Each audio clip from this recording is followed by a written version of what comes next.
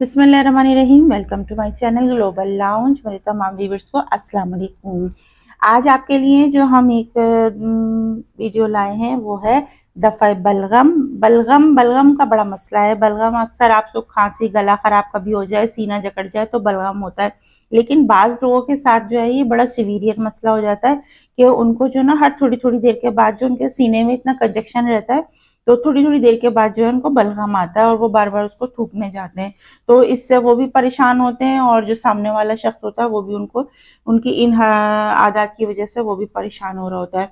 लेकिन जिसके साथ ये गुजर रही होती है ज़ाहिर तकलीफ का अंदाज़ा वही कर सकता है, क्योंकि उसको बार बार बलगम जो है थूकना पड़ता है और उसको बार बार बाथरूम में जाके और उसका एक मसला हो जाता है कि कहीं बैठे महफिल में हैं, कहीं गए हैं तो वो वक्तन फ़ौक्तन उनको अपना गला साफ़ करना पड़ता है, क्योंकि वो बार बार बलगम उनके मुंह में आता है। तो इसका एक बहुत ही सिंपल सा इलाज है। अल्लामा दीरवी रहमतुल्लाह अलैह ने लिखा है कि जो शख्स आर्ज़े बलगम में मुब्तला हो, इसको चाहिए कि वो नमक की 7 छोटी छोटी कंकरियां ले और इनमें हर एक पर 7 मरतबा, हर कंकरी पर नमक की जो कंकरी बनाई है उसके ऊपर 7 मरतबा आयतल कुर्सी पढ़े और 7 रोज़ निहार मुँह इसको इस्तेमाल करे। इंशाल्लाह इस आर्ज़े से निजात पा लेगा।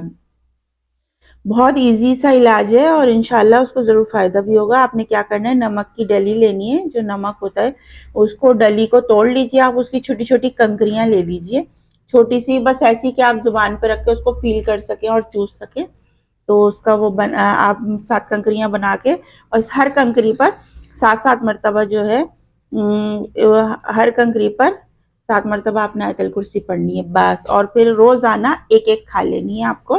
इसको इस्तेमाल करिए नहार मुँह, बस 7 दिन इसको खाइए और इंशाल्लाह आपको फ़ायदा हो जाएगा। तो उम्मीद है आपको ये आज की वीडियो पसंद आई है। अगर किसी को इस तरह का कोई प्रॉब्लम है तो हमारी चैनल के थ्रू वो इसका इलाज देख सकता है। तो इंशाल्लाह आपको ज़रूर फ़ायदा होगा और हमारी दुआ है कि अगर आपको ऐसा प्रॉब्लम है तो आपको फ़ायदा हो जाए। और अच्छी वीडियो लेके आपके साथ दोबारा हाजिर होते हैं। जब तक अपना बहुत सा ख्याल रखिए। अल्लाह हाफ़िज़।